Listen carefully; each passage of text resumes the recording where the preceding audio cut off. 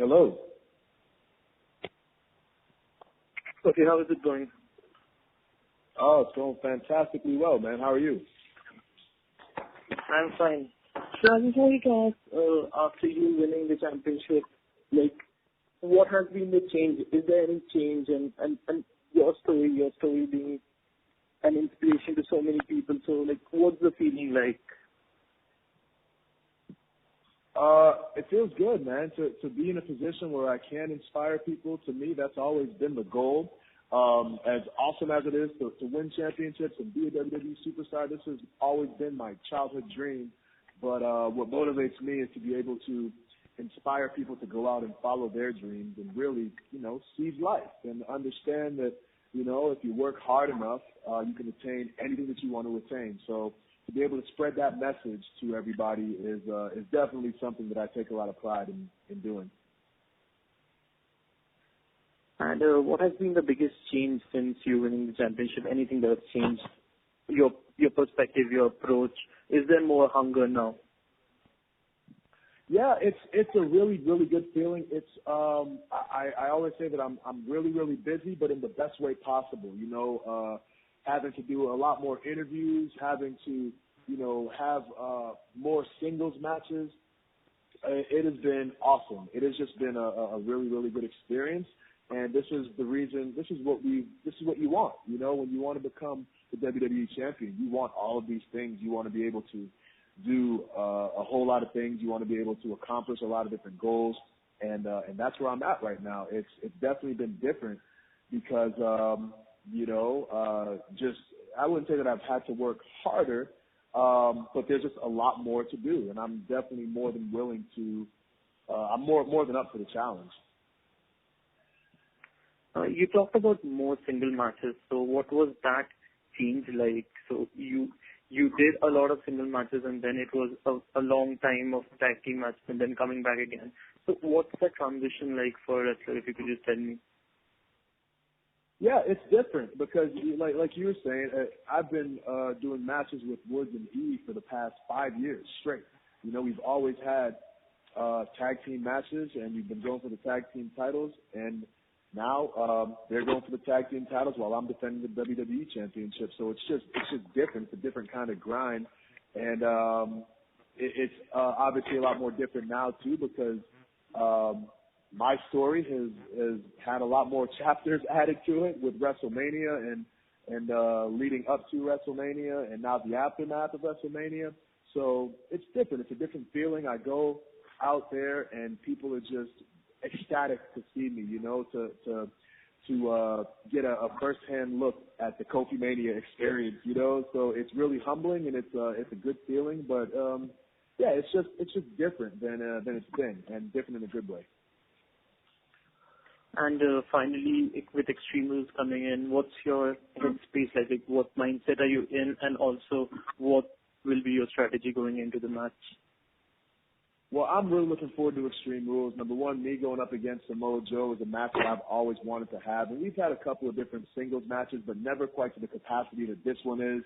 I'm really looking forward to it because there was a time where you never thought you would see Samoa Joe in a WWE setting. And now you've seen that for the past few years. So now you get a lot of these, what we call fantasy bookings. You fantasize about this person going up against that person from this company, but now that we're all in the same company, even like AJ Styles and Asuka and Shinsuke, Kevin Owens, another one, we get to go up against them on the grandest stage of them all in WWE. So for me to go up against Samoa Joe, it's going to be one great challenge, but my goal is to be the best WWE champion that I can possibly be. And I've said it a million times, but the only way that I can do that is by going up against the very, very best. And Samoa Joe is definitely one of the very best. So I'm looking forward to being able to mix it up with him, being able to show a little bit more intensity than usual, and go toe-to-toe with one of the best.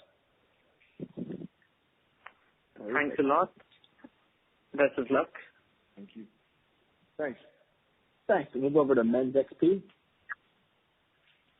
Right. Hey, Kofi, this is Aditya. I had a great chat with you over the phone when you were here in India about Diggy stealing your move, Trouble in Paradise. Let me congratulate you on your wonderful title run. Thank you. Kofi, sorry? Yes. No. Yeah. So Kofi, I don't know if you know this or not, but you are 21-0, including DQ wins, tag wins, and count-out wins ever since you won the title back at WrestleMania.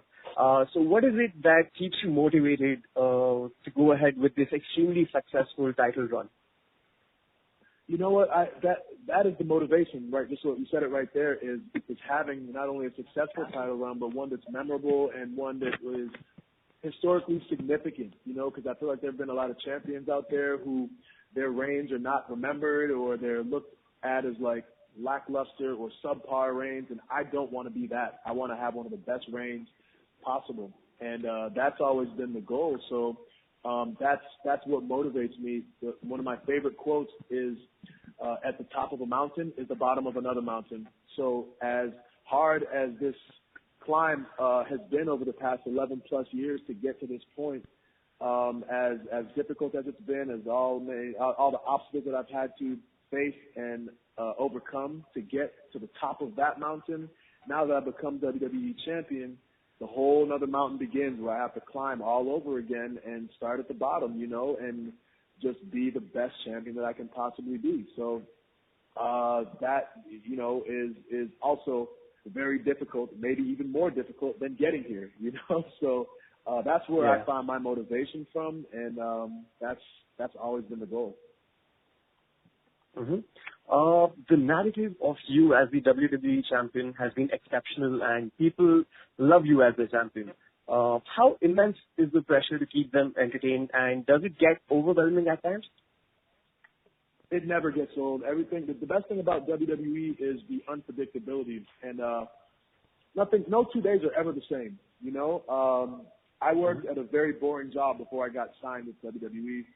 I was in a cubicle all day, sitting in front of a computer, and that works for some people. For me, it was very, very boring, very monotonous. It wasn't fulfilling, and being a WWE superstar is the opposite of that, because you get to travel the world. I get to meet all types of awesome people all over the world, and actually India is one of my favorite places to wrestle and perform in front of. So I'm just really fortunate to go to these places and be able to uplift people and put a smile on their face and entertain them. So it never gets old, being able to do that. So, I just got to the building today. We have a show here in Glen Falls, New York. I got to the building very early, and there's a couple people that were outside waiting for autographs or pictures. And as soon as I pulled up, they just started smiling, and they're happy, and they're cheering. And for me, that's what it's all about, to be able to bring a smile to somebody's face just by being here it is awesome. So that never gets old. That's really why I do what I do. Right. Kofi, a lot of people were afraid that you would not be able to hang around with someone like Samoa Joe on the microphone, but you did cut a pretty awesome promo a couple of days ago. How nervous were you, and what was going on in your mind? I wasn't nervous at all. It felt very natural. Again, I welcome all challengers with open arms. It's always a challenge in the ring, number one, but then also on the mic, too. So those are different battles, too. So to be able to go toe-to-toe with Samoa Joe, he is amazing on the mic, just so authentic and so real. You can feel that. When I was out there standing right in front of him, like, even talking about it now, I'm getting goosebumps because he does have such a presence. And, I look at it as a challenge, like that mountain that I was talking about. This is just another rung that I need to climb to get to being the best. So, you have to be able to go toe-to-toe with the best, not only in the ring, but on the mic. And like I said, this is something that I've been looking forward to for a long time, this match. So I think that that emotion kind of comes through when you're speaking about it, because it's real. It's very authentic. It's what I've wanted to do for a long time. So I think a lot of that came out in that promo, So again, just looking forward to being able to, see how it all comes to a head on Extreme Rules.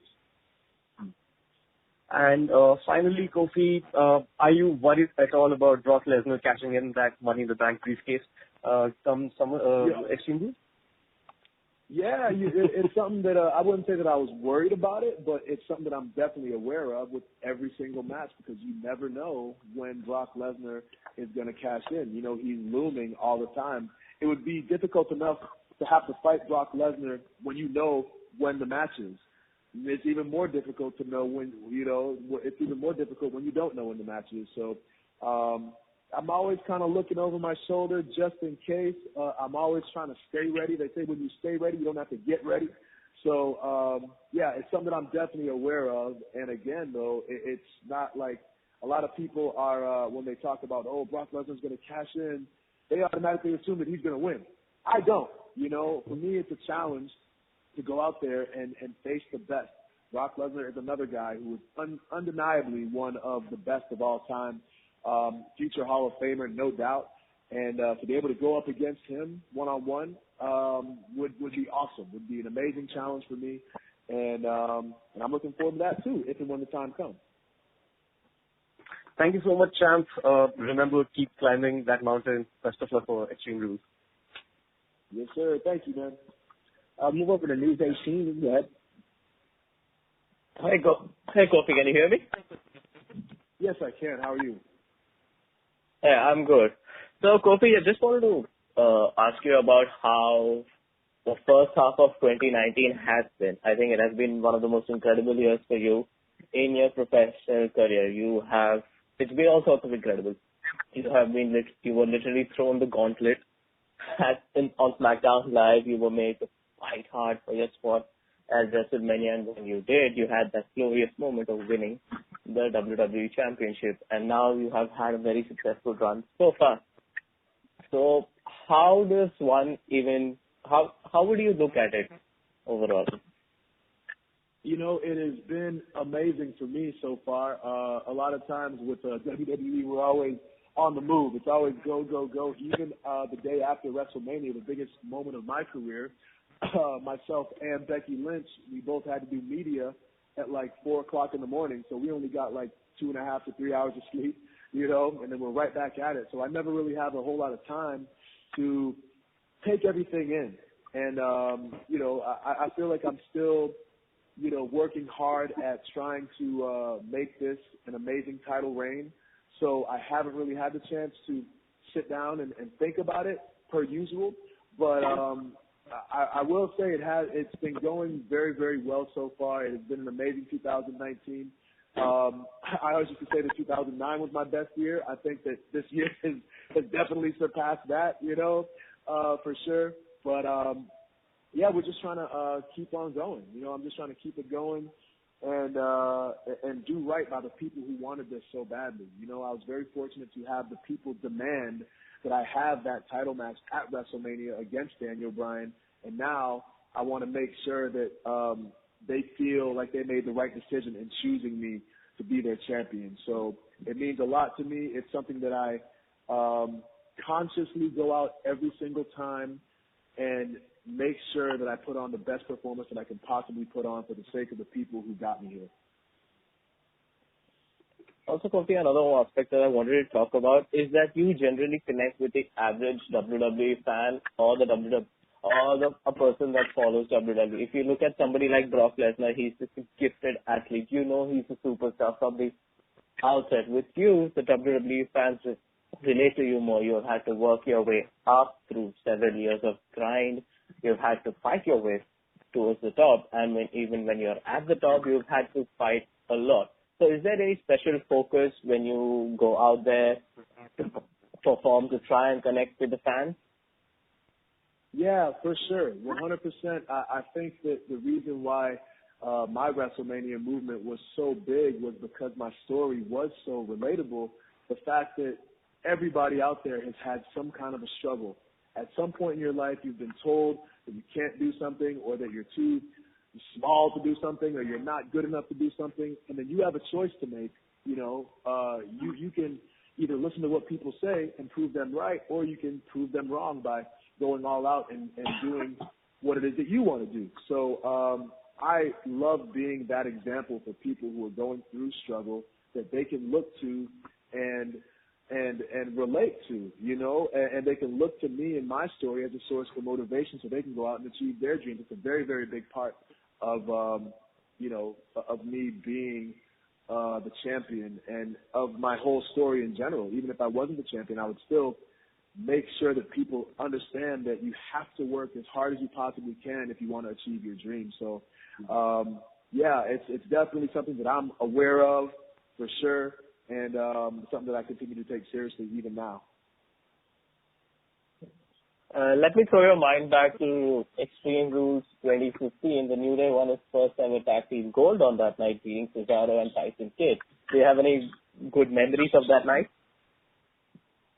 What you said it was versus what, Cesaro and Kidd when we won the championship? Yeah. Yeah, Hello. definitely. Anytime we get to wrestle those guys, they're so good in the ring that you can feel how special a match is when you're in there. And we actually just watched that match back all together. Big E weighed, I think, like 40 pounds more than he does now, and it's funny to look back and see all of us like just trying to figure it out. We were still in a stage where we didn't really know what our characters were. We didn't know. The chemistry was definitely there, but we didn't really have it fine-tuned really at all. But the people knew that there was something there. We were able to, at that time, get under the people's skin, So we were trying to figure that out, and just our chemistry, as far as the presentation is concerned. But it's interesting to go back and look at that match and then look at what we are now. And it all is a testament to just our development and, how far we've come. A lot of times I try to tell people about the New Day, and I try to tell the whole story of where we came from, and then you try to talk about the burritos and pancakes and ice cream and unicorn horns and rainbows, and a lot of people don't understand, and rightfully so. So it's something that you would have had to been, it was a journey that you would need to have been on this whole time to really fully understand what we've gone through. But nonetheless, here we are. We're all doing great things. At Extreme Rules, Woods and E are going up against Daniel Bryan and Rowan. So by the end of that, you might see the New Day with all the gold. You know what I'm saying? So again, just a testament to where we came from, to where we are, to where we're going. We're always trying to keep things fresh and moving forward. We're going to move over to, thanks. We're just going to keep it moving. We have about 14 other people. Yeah, it's okay. That's cool. Perfect. Amy, if you're there, you can go ahead. Hi. Hi, Kofi. Hello. I just have a couple of questions. So I think everybody's kind of spoken about you being world champion and having an amazing run. We just wanted to check in with you in terms of how does it feel to be like the first African-born world champion? Like, how does that change the game for you to be able to represent your country in some way? It is awesome. It is amazing to be the one in that position because we always talk about representation and how important it is for kids to see people who look like them on TV doing great things. Same thing, with Jinder Mahal and Khali, I'm sure you can relate. You just need to have, when it's one thing to say that anything is possible, but it's another thing to actually see it and visualize it in reality. And for me to be the first African-born champion, like I even get, my arms are covered in goosebumps right now, even thinking about it, because it's just awesome to be a source of motivation for so many. Recently, I had the chance to go back to Ghana after 26 years. I hadn't been there in 26 years, and to see the look of just joy and elation in people's eyes and on their faces was so incredible. It was so surreal. And they were just so proud to have me there and, wanting to get like a touch on my arm or a handshake or a hug. Even just a look in the eyes brought so much joy to people. And, I said it before, but at the end of the day, that's what it's all about for me, is being able to motivate people. So, it's something that I definitely take a lot of pride in being. So, and also just in relation to the tattoos you have on your spine, if you could tell us what the kind of message is behind that. I'm sorry, can you repeat that one more time? It got cut out real quick. So you have tattoos on your back. I believe they're Ghanaian symbols. Could you tell us what they mean? Yeah, for sure. They're called Adinkra symbols, and you see them on different types of like Ghanaian cloth or like pottery or artwork or tapestry, and they all mean different things. So the ones that I have tattooed on my back all are, you know, they have different significance and different meanings as far as like how I go about trying to live my life. So, you know, one of them means adaptability. Another one is like democracy. It's a Siamese crocodile, like with two heads and one stomach, meaning that everything that we do affects your brother and affects somebody else. You know, so it's something that I'm always thinking about. You know, another one is wisdom. You know, bravery, courage. You know, so they're just like traits based on how I try to live my life with all of these things in mind and every action that I take. So, yeah, it's just very important for me to, number one, connect with my roots and also kind of have a philosophy as far as how I go about living my everyday life. That's awesome. Moving a little bit towards, in terms of technique, we believe trained in Brazilian martial arts. How has that really helped you in terms of your performance in the ring? You know, it's very important for me when I look at WWE superstars. There's so many people out there with so many different skills, and it's always important to find a way to stand out. So when I started studying capoeira under Maurice Crump, who actually trained with Dave Bautista, he taught him a lot of his martial arts. I saw them doing a workout one day behind backstage, and I, you know, instantly had to jump in. And Maurice has been gracious enough to teach me a little bit about capoeira. I wish I could do a lot more, and I wish I had more time to do more. But the purpose behind doing that was not only because I'm interested in that martial art, but I'm also wanting to find a way to stand out. Like if I look at the WWE roster, I don't see anybody really doing any kind of capoeira. So if something looks cool to me, I'll try to take that and integrate it into what I do in the ring. That way when people see me, they can say, oh, wow, look at the cool and unique things that he's doing. He's standing out. And now they're remembering me, you know, despite all the other things that they see on the show. So that's always the goal, to be able to stand out. And that's what makes WWE great, is that everybody has something different and something special to bring to the table. Yeah. Everybody, you've inspired so many people around the world, not just being an African-born world champion, but, you know, also being successful for the last couple of months and really pushing it. When it comes down to your son, could you tell us what kind of suggestions you give him or what kind of talks you give with him if he would suggest to go down the career of being a WWE superstar himself?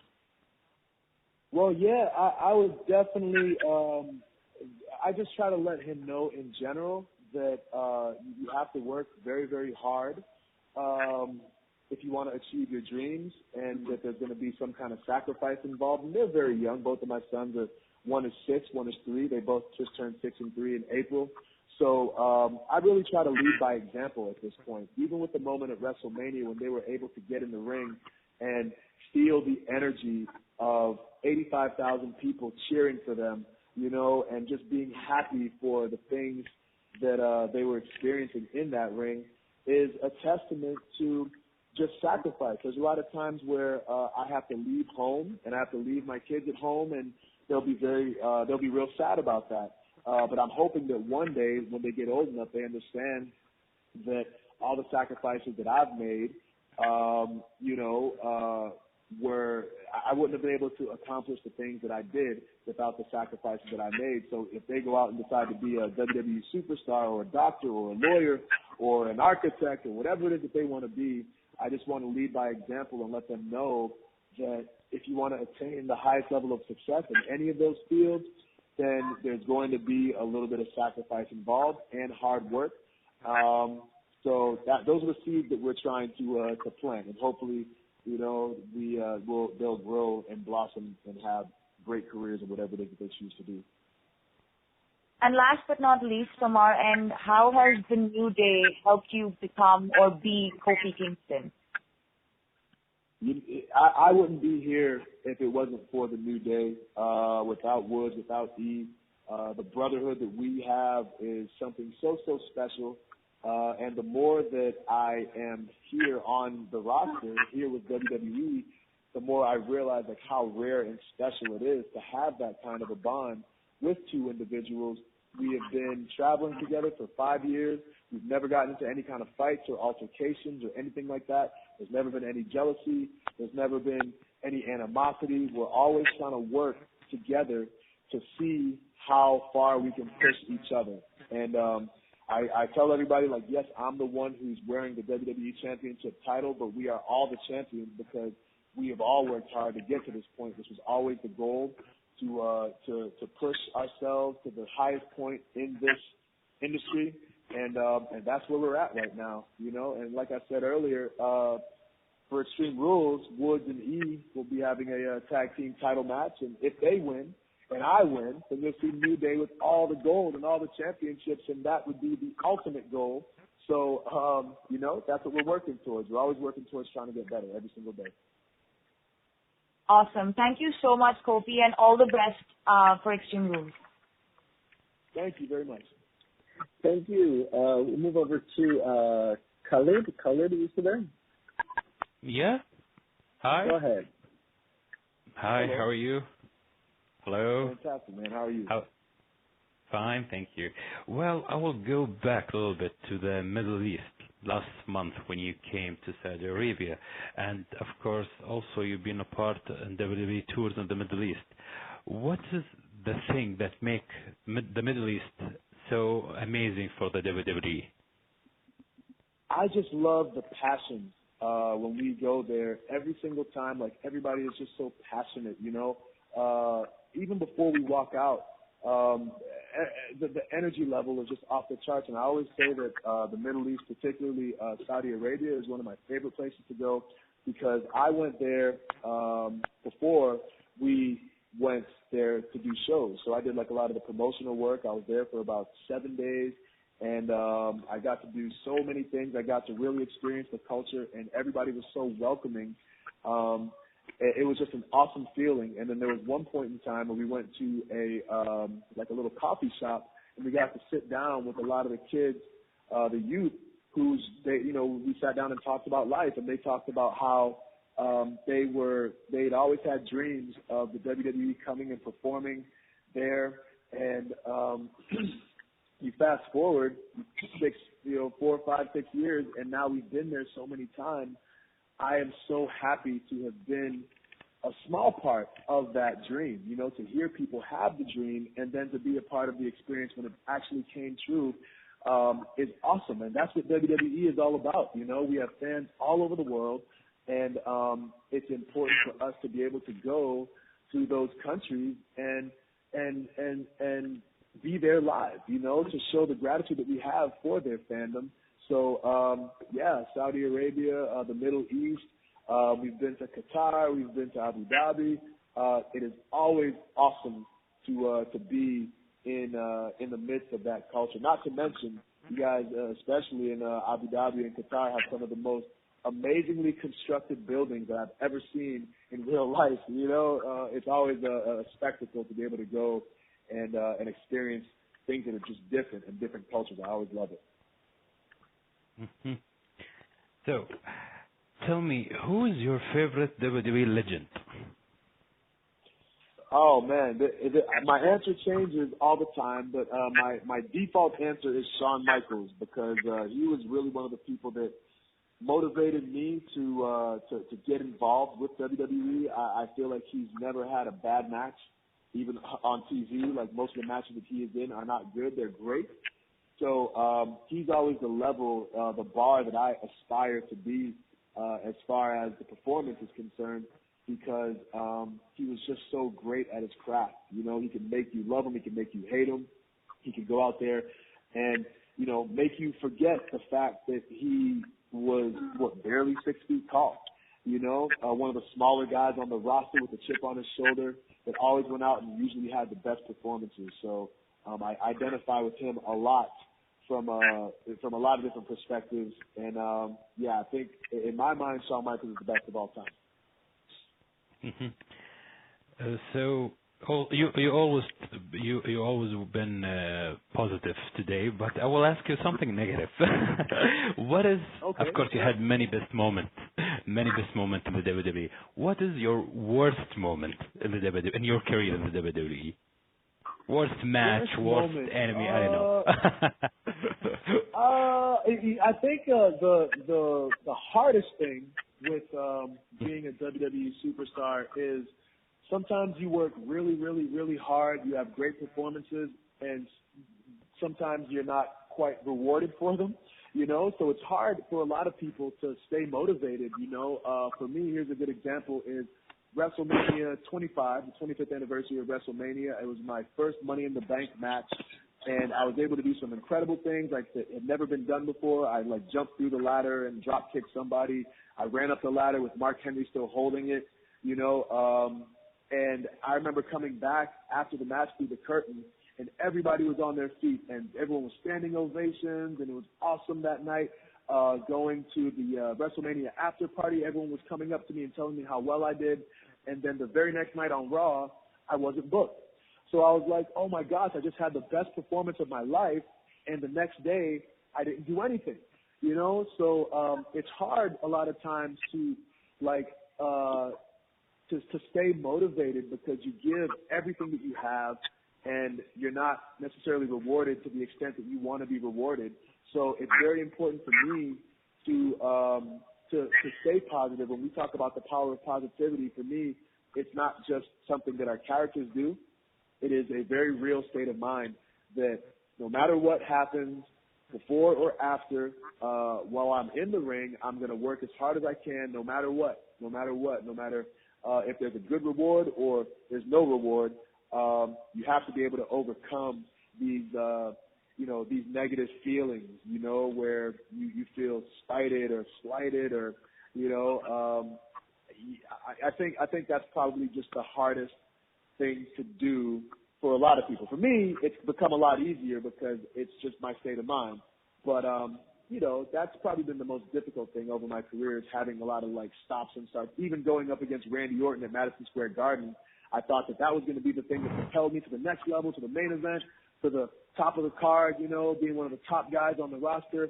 And then over time, I just ended up not getting there, you know. So you just have to find a way to stay motivated if you want to get to the top. Mm-hmm. My last question is, will you consider in the future, being an actor like The Rock and John Cena? Yeah, I would definitely welcome that. I think it's an experience that a lot of people feel that since you're a wrestler and you're a performer, that it's a natural transition. But it's very, very different. I mean, on set, you get a lot of different takes. You have to present things in a certain way. You have to memorize a lot of different lines. So it's really, really different from what we do. However, I will say that if I do get the opportunity, I will definitely embrace it to the max. I'm actually going to be in a Netflix movie coming out called The Main Event, where I get to play myself. And it's going to be a great experience to be on stage and to be on set in a different scenario. So I'll get a little bit of a taste of what Hollywood life would be like, and I'll kind of go from there to see if it's something that I want to pursue or not. Thank you very much. Thank you. And I hope to see you in the future in the Middle East again, in Abu Dhabi. Yes, thank you. I can't wait. Thanks. Let's keep it in the Middle East, and we can go with Graham. You can go ahead, Graham. Hey, Kofi. How are you doing? Okay? Very good, man. How are you? Not too bad. Obviously, there's been a hell of a lot of focus, understandably, on your amazing night at WrestleMania. But I just want to go back a couple of months to talk about the Gauntlet match, possibly where it all begun, because that was a phenomenal effort of endurance that night. I just really want to thought, how did you prepare for that match? And did you have any inkling then that was going to kind of be the thing that really sort of started everything off on the road to WrestleMania and Kofi Mania? Yeah, well, I had no idea how much it was going to take off. But, you know, like I said before, when you stay ready, you don't have to get ready. For me, I was told that I was going to be in a gauntlet match 2 days before. And I had actually just done cardio that day. And I was mad that I did cardio because I normally don't really do any kind of cardio And if I had known I was going to be in a gauntlet match, then I would have like saved my endurance, to be able to, perform a little bit better. But at the same time, like I knew that I could get through it. I knew that I was going to be in the ring for more than an hour. And it was after doing that that the story, like, it became real. It was when AJ came in, and I had already wrestled, I think, 4 guys, and Samoa Joe had just like beat me up pretty bad. And then AJ comes out, and obviously from the character perspective, it's like, hey, you don't have to do this. You can just, live to fight another day. There's no shame in like quitting or leaving. But even though that was like a line in our performance, it really struck a chord with me because I really have been working for a very long time to try and get to this goal. I just, I think people felt that emotion, and that was really kind of the spark that people realized, like, yeah, Kofi has been working for a long time. He's been working really hard. We've been enjoying his performances for so long, and now we want it too. And I couldn't have anticipated the level of excitement that people had. But I definitely was ready for the challenge, as far as, not having to be 1 but 2 gauntlet matches, and then the Elimination Chamber in and of itself. Like, that crowd in Houston was electric when it came down to me and Daniel at the end. It was awesome. It was an energy that is very rare and just really organic and authentic, and something that wasn't planned. It just kind of happened, and it was really kind of that's where the beauty of wrestling comes in, is when things just happen, when they're natural, and you get to go along for the ride. And I'm just glad that I could be, the catalyst behind all that energy. Definitely. And sort of just while we're talking about the conditioning, as Khaled just mentioned in the previous questions, Saudi Arabia in June was obviously quite demanding because of the heat and stuff. What was that match like with Dolph? And you had a brilliant celebration afterwards, and you celebrated with the fans, very much like John Cena at WrestleMania in 2005. So what was that like? And it looked like a great night. Yeah, it was a great night, and it was one of the more electric crowds that I've been in front of. I think the beautiful thing about going all over the world, especially to the Middle East and Saudi Arabia, is that we don't get to go all that often, so people get to save their energy and they just let it all out, when we come. And it was really, really hot out there for sure. But by the same token, I never felt tired. I never felt like fatigued because of the energy of the people. It was just so amazing. And again, me getting out there and celebrating with the fans was a very real thing, because those are the same fans that got me to where I am. So I always have a very special place in my heart for the people who embraced me and continue to embrace me. And this championship title run is for everybody out there who has ever struggled, who has ever rooted for me, who has ever cheered for me. And I just want to make sure that I'm doing them justice with all of my performances. So, I embrace the love that is felt from the people, especially in Saudi. And last question. Obviously, you faced Dolph on that night, and then subsequently as well in further matches. And just wondering how special it was, because you and Dolph obviously go back a long way. You had some absolutely brilliant intercontinental title matches and feuds over the time. So is it quite cool to sort of be going for the WWE title and sort of defending it against someone you've known for so long, and that you've both come through the industry together? Yeah, absolutely. That is a huge part of the satisfaction that I feel, is because I feel like, back in the day, you would always have guys who would feud for the Intercontinental Championship. For example, Bret Hart and Shawn Michaels. They would feud for the Intercontinental Championship, and they'd go off and do their own thing, and then a couple of years later, they'd be feuding for the WWE Championship. And, I'm by no means comparing myself and Dolph to Shawn and Bret, because, those are guys who are at the top of the industry from a historical perspective.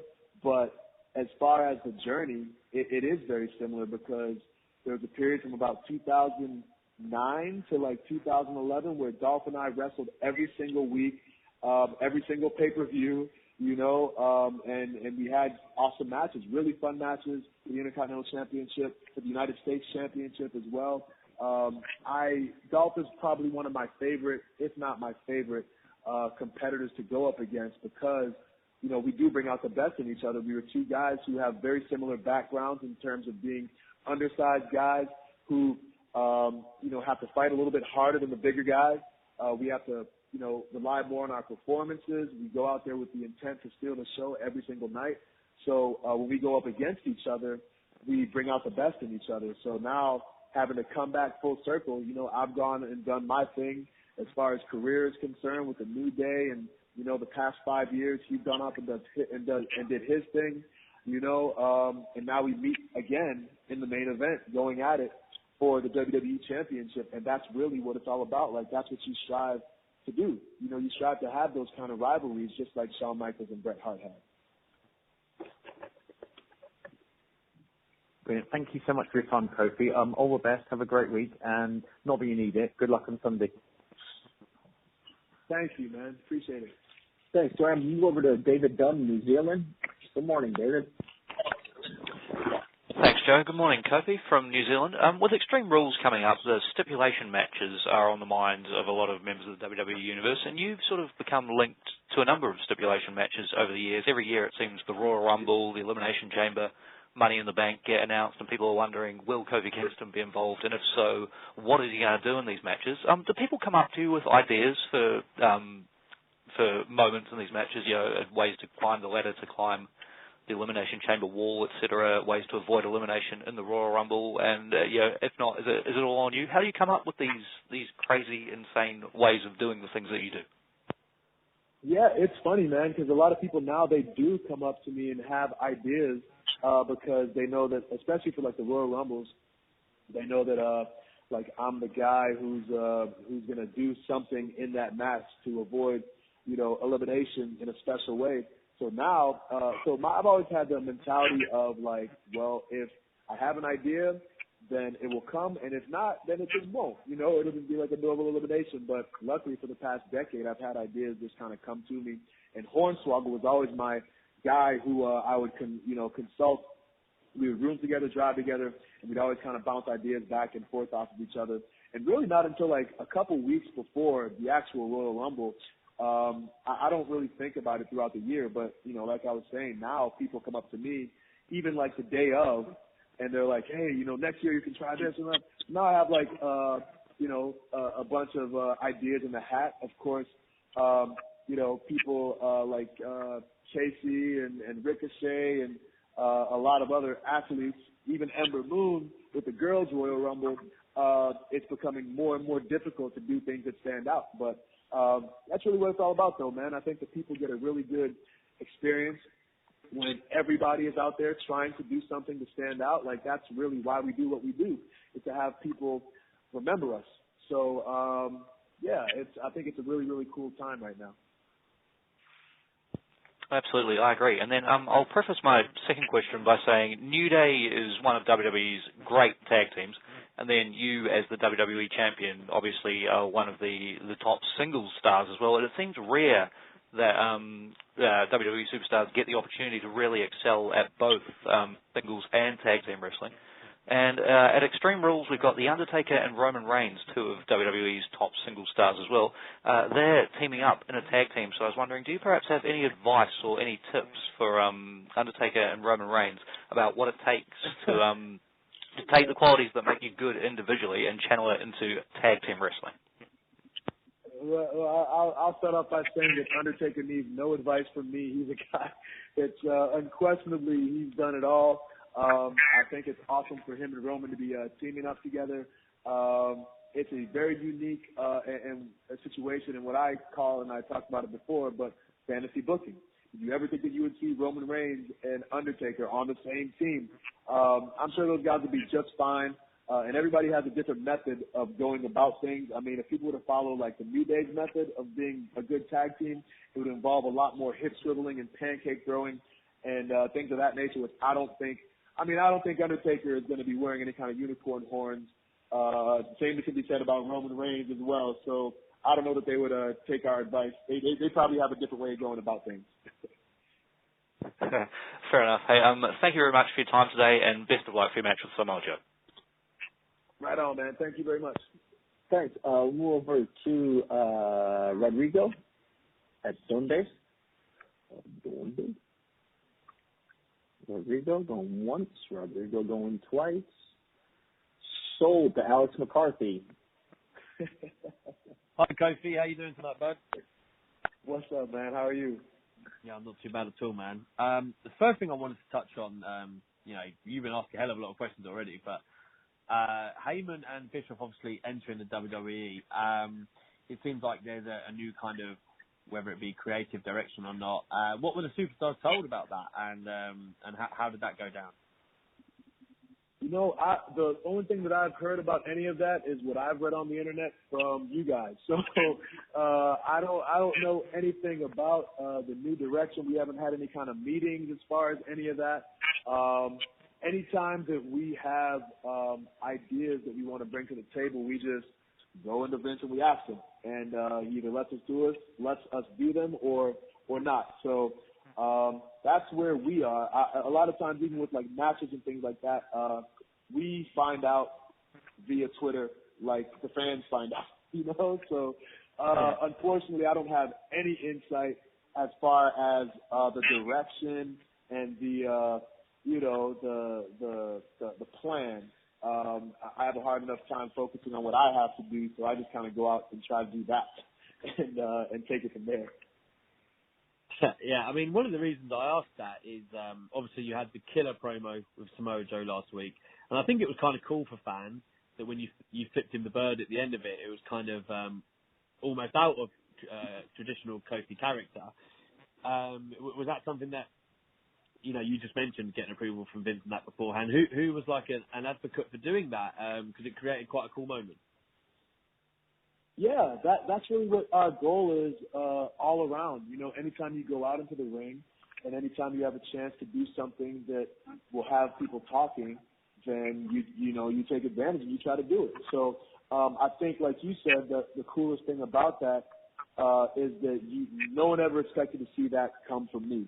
And I think a lot of people think that, like, the power of positivity means that you just turn the other cheek when people are talking about you and they're going to talk about your family and they talk, and that's not what it is. People should stick up for themselves. They should stand up for what they believe in.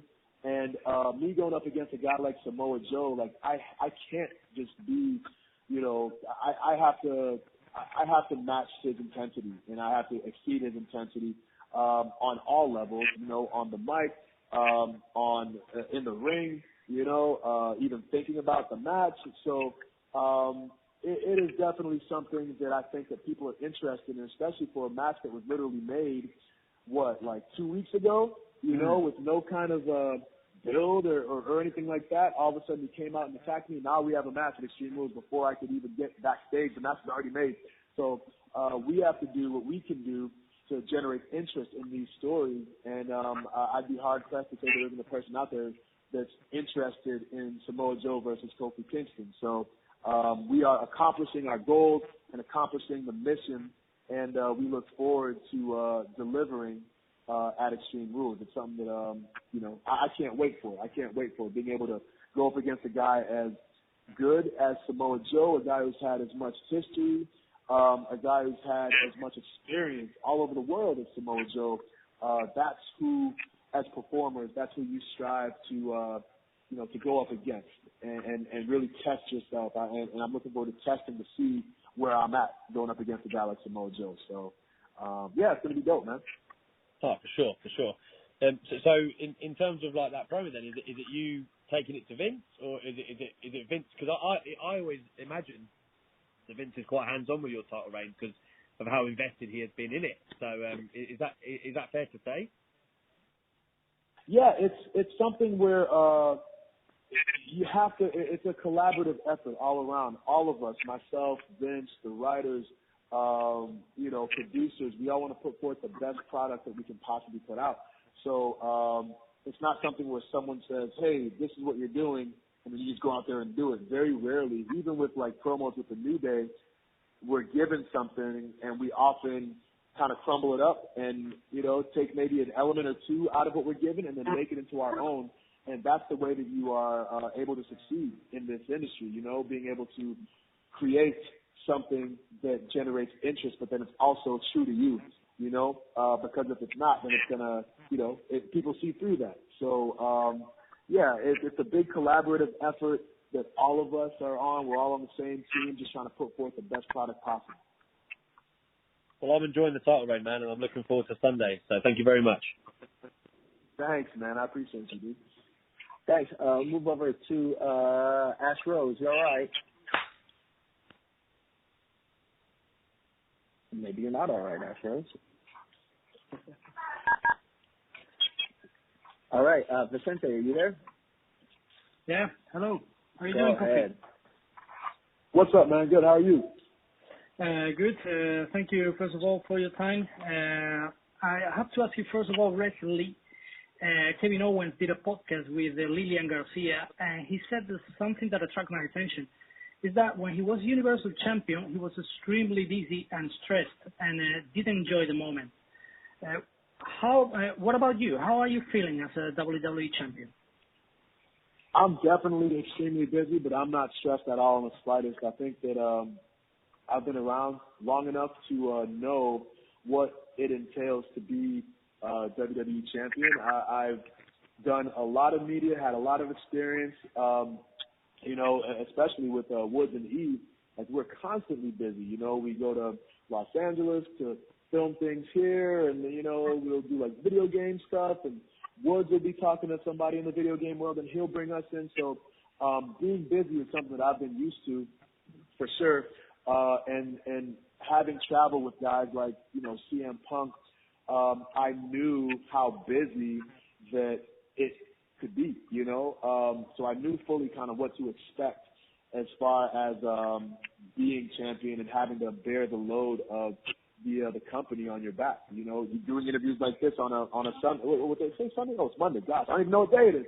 You know, but I know that you know what I mean. It's always going to be just busy and doing your part. When you're the champion of a company, it's your responsibility to prove that you belong there. And I'm more than up for the challenge. I've been waiting for this moment for over 11 years. So I always say that it's infinitely more busy, but in the best way possible, because this is what you want. This is what you want as a champion. Yeah. Last week, the WWE canceled 2 shows in Spain for the month of November. What would you like to say to the WWE Universe in Spain as one of the most important places of the company? Yes, I love coming to Spain, and I'm so happy. See, I didn't even know that we were going to be there. I'm glad that you told me that, because now I have something to look forward to, because Spain is one of my favorite places. Sorry to interrupt you. The shows were canceled. There's not going to be any show in Spain in November. That's why I want to know your opinion about this. And gosh. Yeah, that's why I want. See, now you took me on the ride. I hope, man. Okay, well, I hope that we come to Spain at some point in time. Like I was saying before, man, Spain is one of my favorite places to go. I think that the Spanish culture is very passionate in general, so they bring that same passion to WWE shows. I am sorry that we are not going to be there, but I know at some point in the future we will be there, and I'm sure that people will be even more excited. So bottle up the excitement that we were going to have at these shows, and just save it, because I'm sure, beyond a shadow of a doubt, we will definitely be back. And I hope that I'm on the show when we do come back, because like I said, Spain is just awesome. The Spanish people are awesome to perform in front of, and it's something that I look forward to all the time. So hopefully soon. I'll keep my fingers crossed, man. I'm upset too, you know. Hopefully, yeah. Lately we've seen WWE social networks a picture of Sting and The Undertaker face to face with the word "imagine." What do you imagine? What is it? The first thing that comes into your mind when you see this picture? The first thing. And I've said this a million times, even on this interview alone, but fantasy booking, man. Fantasy booking. You never thought that you'd see Sting and The Undertaker going toe-to-toe. From what I heard, I think this was, rumored to supposed to, I think it was going to happen at like a WrestleMania like a while ago. But, obviously it didn't go down that way. But it is something that tickles my fancy as a wrestling fan for life, knowing that Sting and Undertaker are two legends, to see them go at it, it would be a dream come true for a lot of people. So I would love to see that. Again, I haven't seen the picture that you're talking about, but like I said, I learned a lot of things from you guys reporting. But if I can be a fan for a minute, if that match were to go down, I think a lot of people would get to see something special. Yeah. Finally, Kofi, just one more. What is your opinion of the Wild Rule card, and do you think that the brand station is already a thing of the past? Who knows, man? I just go where they tell me to go. You know what I'm saying? So I think that it's great for me. I always think that when a fan can see as many of their favorite WWE superstars as possible, like, to me, that's a good thing. So, I have no idea about the brand split or where it's going or the logistics behind that. All I know is when they tell me to show up at Raw, I show up at Raw and I do my best. So that's as far as it goes for me.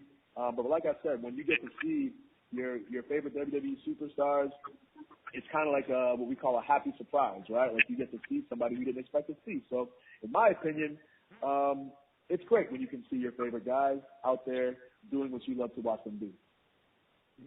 Thank you so much for your time, obviously, and hopefully see you in Spain very soon. Hopefully. I'll keep my fingers crossed. Thank you so much. Good luck. Bye. We'll move over to Alpha. Alpha, you can go ahead. Hi, Kofi. Hello, how are you? Fine, thank you. Just a quick one. You talk about climbing mountains to be the best.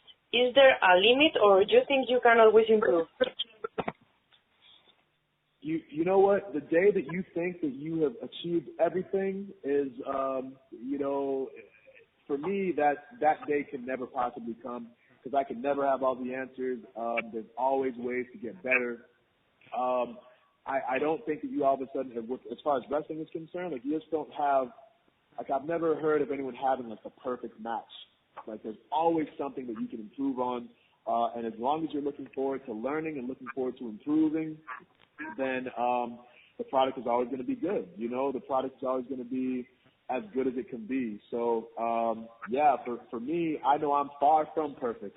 So I have a long way to go to get there, and I'm enjoying every step of the way, just being able to go out and be better. That's what excites me, is being able to go out every single day and find ways to become better at my craft, at life, at fatherhood, at being a good husband, at everything. I'm always just trying to get better.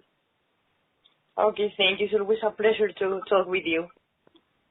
Right on. Thank you. You too. But we should lead off with you. You're like the dream. One question, done. We'll move One over. done. There we go. That's it. One really good question.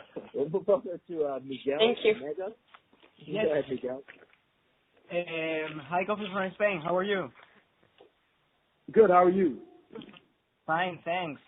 So thanks for having us today. My first question is, if you had to choose one stipulation to your match against Samoa Joe this Sunday at the Extreme Rules pay-per-view, which one would you like to set? A stipulation for my match, it would be that no matter what the result, I would automatically win. If I choose if it was any stipulation, it would be me automatically winning the match regardless of the performance, because that way it would be easy. I feel like I always have to do things the hard way, so let me get an easy one for once. With this stipulation. I don't know. You know what? Honestly, like to be just out there with Samoa Joe in any form and capacity, I don't really care what the stipulation is. If it's a ladder match, I'll be ready for it. If it's a 2 out of 3 falls match, I'll be ready for it. If it's a no ropes match, you know what I'm saying? I'll be ready for it. So I think that a guy like Samoa Joe and myself going at it, there's going to be a lot of chemistry there, and it's going to be a great match regardless of what the stipulation is. If there even is a stipulation, I don't know. I have no idea. But I'm looking forward to it, just to be able to go out there and, like I said before, mix it up with somebody who has so much experience and so much intensity and such a great character. I think it's going to make for a really, really exciting match. So my next question is talking about the biggest sports entertainment event of the summer, SummerSlam. If you get to win Samoa Joe at WWE Extreme Rules and he doesn't have the opportunity to get another chance for the title, who would you like to face at SummerSlam? You know what? I have no idea. I would be a fool to look past Samoa Joe at this point. You know, I've been really, even before I became WWE Champion, I've had the mentality of one day at a time. You know, after the Elimination Chamber, even the Gauntlet match, I was told, like, hey, you know, we might be going with you and Daniel Bryan at WrestleMania. But I wouldn't allow myself to get excited for it because I know, like, how much things can change around here. I've been around a long time, and even though something is told to you, doesn't necessarily mean that it's going to happen. So I keep my sanity by just taking things one day at a time. So I have no idea who's going to be in contention by the time SummerSlam comes around. I have no idea, you know, who's going to be around, who's going to be injured, or you know, who's going to be, just available. So I think for me, I got to get by Samoa Joe and then kind of go from there. So a long-winded way to not give you a non-answer, but you know, I try not to look ahead of the task that's in front of me. Okay. So one of the most recent WWE announcements during this past week was Paul Heyman and Eric Bischoff that they are the new executive directors of Raw and SmackDown Live, respectively. And how do you think they will increase the quality of the current product of WWE? Well, I think that, guys, first of all, it's amazing news. Again, going back to, like, this whole fantasy booking situation, like, who would have ever thought that you would have seen Paul Heyman and Eric Bischoff back on the WWE roster as, you know, powers and people with authority, let alone, like, the head writers of Raw and SmackDown. I think it's amazing. These are two guys who have made careers on thinking outside of the box, and I think they're going to bring a lot to the table. I think it's great. It's unexpected. It's exciting. Nobody knows what's going to happen, which is good, you know, so there's a lot of anticipation behind it. And I think it's going to be great. I'm looking forward to actually mixing it up with Eric Bischoff. He's one of the guys who I've never really had the opportunity to meet. And, you know, now we're going to be, you know, regularly talking with each other as far as the show is concerned. So I'm looking forward to being able to pick one of the brains of the one of the more creative people in the history of this industry, one of the more influential people. You know, I've been able to do that with Paul Heyman on a few different occasions, and now it's almost like, you know, obviously you have Raw and SmackDown. And yes, we're under the same team, but everybody on the SmackDown roster wants to have a better show than the Raw roster, and vice versa. So you almost have Eric Bischoff versus Paul Heyman. Like, what is going on?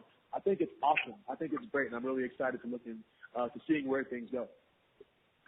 And the last question, if you had won the WWE Championship in what you said in an episode of Raw 3 years ago that was a New Day segment about the time machine, that your best year was 2009, where do you think you would be right now? Oh, geez. So I did say that, and now, I mean, honestly, even after, I think last year, any one of the years that I've had with Woods and E has way exceeded 2009. Let alone like 2019 now has exceeded 2009 by a long shot. You know, this has always been the goal, to be WWE Champion, and you know, here we are. You know, it's been 6 months into the year, 7 months, and we're doing all right. You know what I'm saying? We're doing all right, and I'm not one to count chickens before they hatch. And like I said, I'm taking it one day at a time, and when it's all said and done, I'll be able to look back and really judge what the best year was. But this year, we're doing pretty good, and we're trying to keep it that way. Okay, thank you so much, Kofi, and good luck at the Extreme Rules pay-per-view against Samoa Joe. Thank you. Man. Thanks. Just got a couple more outlets left. Axel at WWE France. Yeah. Go ahead. Hi, Kofi. Here, Axel for WFF in France. How are you? Good, man. How are you? Good, thank you.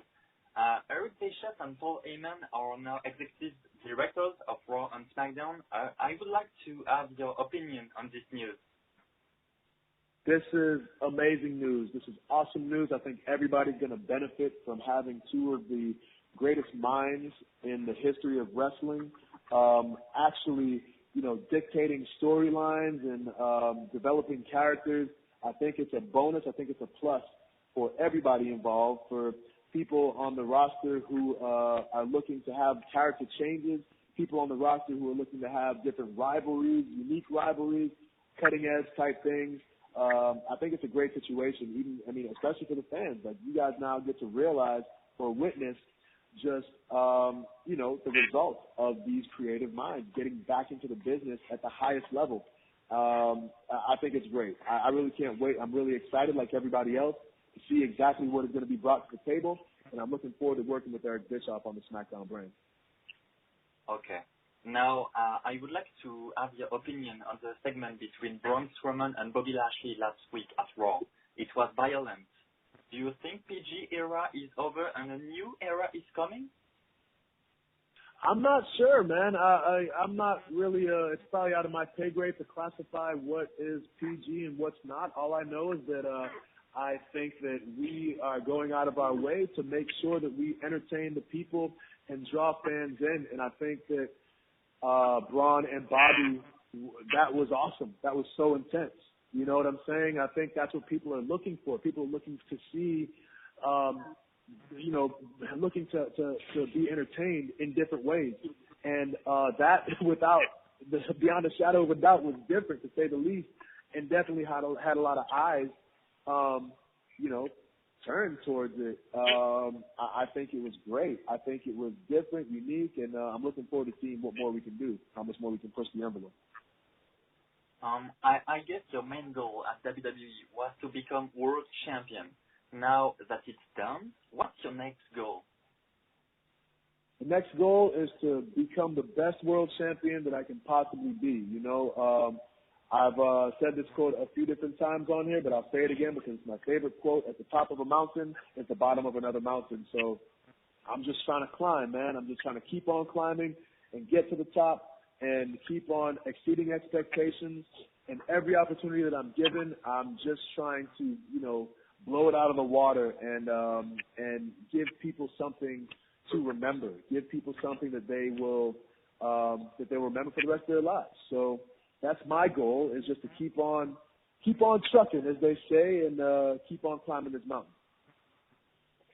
And last, I want to talk about the New Day. In the history of WWE, many factions have exploded. What would be your reaction if it was the case of the New Day? If they were to, what you said, explode? Yeah. Oh, so we get asked this all the time, is that once somebody gets like a singles championship, that now here's where the faction, somebody gets jealous, or now they're gonna fight each other. Like, for us, like, this has always been the goal, is to have one of us be a singles champion, where the other two are like tag champions, or even like all three of us are singles champions. We have never considered ourselves to be just a tag team. We've always considered ourselves to be more of a faction, to where we're able to, achieve the highest levels of the industry at, different points, So like I said, if somebody is United States champion, while the other person is Intercontinental champion, while the other person is WWE champion, that's always the goal. While two of us are like WWE Raw champions, the other two are WWE SmackDown champions. Like, we are really greedy, man. We want all the titles. We want all the gold. And that's still the goal, There's more than one goal for us. We are, our minds, we live outside the box. We are anything but stereotypical. So for us to, now go the route that everybody else goes, as far as, now they got to fight each other, like, that is not New Day. Like, we don't do normal. We don't do stereotypical. Like, that's just not us. That's not what we do. So, that's not really in the cards for us, So, yeah, we definitely appreciate the bond that we have with each other. Thank you for your time, Kofi, and good luck on Sunday. Thanks, man. Thank you very much. Thanks. Move over to Seb. Hello, Kofi. Proud to be with you once again. How you doing, man? Good, man. How are you? Fine. I'm very fine, thank you. So my first question, first of all, Kofi, the big news of the week is Paul Heyman and Eric Bischoff, who takes on Raw and SmackDown Live as executive director. But we want to know, what do you think about that? What do you think it would change for the WWE? I think it brings something completely new to the table. Paul Heyman and Eric Bischoff are two of the greatest minds in the industry, and now to see them as executive directors of Raw and SmackDown, I think it's awesome because, we always need to be finding ways to keep things fresh, to keep mixing things up, and what better way to do that than by bringing in the guy, who brought WCW to rival Monday Night Raw back in the Monday Night Wars, and Paul Heyman, who brought ECW to its height and has always been somebody who has thought outside the box and who has always done things differently. I think it's awesome. I can't wait to see, where it all shakes out, what they have to bring to the table, and I can't wait to be a part of something special. Okay. My second question is, did you ever imagine 10 years ago being where you are right now? With everything you've got in your title reign. You know what? Yeah, I think that this is always the goal. I feel like if you're not striving to be at the top, then you're doing something wrong. If you don't want to be the best, then there's something wrong with that. I've always been one to kind of hold myself to a very high standard and go out and control what I can control. I go out and I give it I give it my all every single match, every single opportunity that I've been given. As few as they might have been over the years, I've also been fortunate to have had many awesome moments with the New Day, being tag team champions multiple times. So what I can control is just going out and having the best performance that I can possibly give. And that's really it, So, you always have to, I've always visualized myself in this position at some point. It's just a matter of getting there and having all the stars align. And I couldn't have predicted that they would align as they did. But nevertheless, here we are. And I'm the WWE Champion and just trying to do the best job that I can do as WWE Champion. Okay. Well, my third question, if you have to pick up one man or woman to join the team of the New Day, to refresh a little bit, what's your choice? I would choose no one. I feel like when you add something to the New Day, it's no longer the New Day. It would be something different. So, for example, if you take tomato soup, and you add cream, it is then a tomato bisque. It's not just a regular tomato soup anymore, So it's the same thing with the New Day, man. Like, you can't just add something and we're also the New Day too, because the journey that we've been on and the things that we've gone through are what have made us the New Day. So adding something or taking something away, if you have a mushroom soup and you take away the mushrooms, it's not a mushroom soup anymore. So, the New Day is myself, Xavier, and Big E, and that's it. So I don't know. We have a lot of associates. We have a lot of people who we're cool with that are honorary members, I guess. He tried to give that title to Kevin Owens, and he abused it, and he is not an honorary member anymore.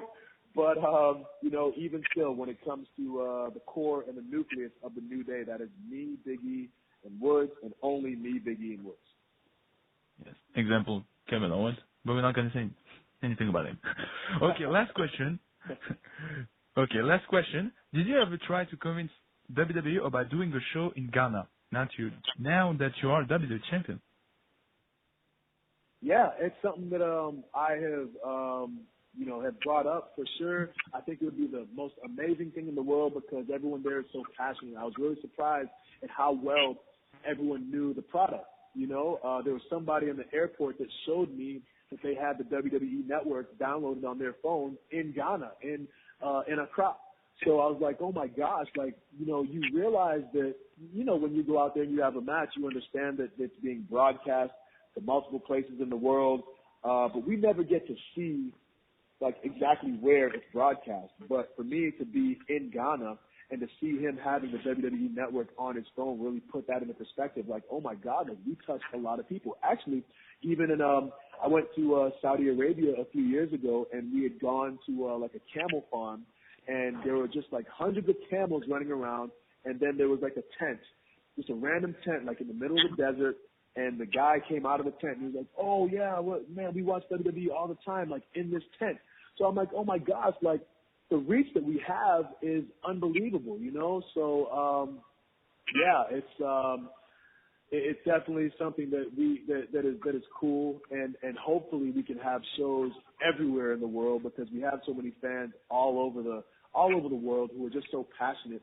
I think it's always important for us to be able to go to those countries and have our fans see us live and in person because you know they deserve it. They deserve it for sure. So. We'll see. I'm not in charge of the booking of the, you know, where we go internationally, but if it was up to me, we would probably wrestle in every single country in the world. Thank you so much, Kofi. It was a real pleasure. And if you remember, my parents are still saying hi to you. Take care of you. Right on, man. Okay. All right, Anton, are you still there? Yeah. Yeah, hello. So last Tuesday on SmackDown, Samoa Joe seemed to get you angry. Can you describe all the emotion that went down, since normally you are a positive guy? Yeah, you know, honestly, I don't know that I was that angry. I mean, if you see my face out there, I had a big old smile on my face. I'm really happy to be going up against a guy like Samoa Joe, and I took a lot of pride in the fact that he likes to try to get under people's skin. You saw him do it with AJ, where he talked about his father. I mean, he talked about his family. And, you know, his wife and kids and all that stuff. And I have studied Samoa Joe. I know what he does. So for me to go out there and almost kind of, like outmaneuver Samoa Joe in terms of, like the getting in your head department, the psychological department it was a good feeling because it makes me feel like I'm ready to go up against him. I'm ready to go and compete against one of the guys who has been doing this for a very long time and has been doing it very well for a long time. So I'm looking forward to the singles match that we're going to have at Extreme Rules. There will be no mind games. You know, my mind is impenetrable. You know what I'm saying? And I can't wait. It should be good. Okay, and Brock Lesnar can cash in his Money in the Bank contract anytime against you. Do you have a plan to stop the beast when this day happens? I don't think that there is a plan that would possibly be effective going up against a guy like Brock Lesnar. You just kind of have to endure him and hope to survive him and hope to beat him. So I know that he's always lingering, even on these live events that aren't televised. Technically, he could cash in the briefcase and cash in the contract at any given time. You know, all he needs is a ref and a ring. So anytime I'm in the vicinity of a ref and a ring, I'm always thinking about the fact that Brock Lesnar might show his face, you know, to cash in. So it's cool though. It's cool because like I've said a bunch of times on this interview, like for me to have the best title reign possible, I need to go up against the best. And going up against a guy like Brock Lesnar is and beating a guy like Brock Lesnar will only help solidify my championship reign as one of the greatest of all time. Okay, thank you very much, and good luck for this Sunday. Thank you, man.